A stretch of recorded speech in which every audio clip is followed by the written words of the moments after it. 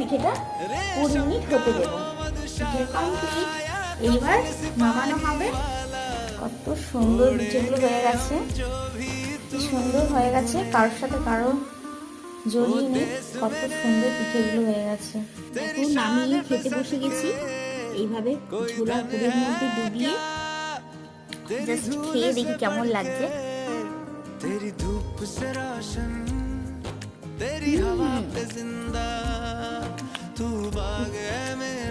পুরটা দেখো, পুরো ঠাসা ভর্তি পুর। এইভাবে ডুবিয়ে ডুবিয়ে ঝোলা গুড়ের মধ্যে খেতে খুব ভালো লাগে। আমি তো জানি এটা ঝোলা গুড়, খেজুর গুঁড়ো বলে এটাকে। তোমাদের ওখানে কে কি নামে এই গুড়টাকে বলে তোমরা কমেন্ট করে জানিও।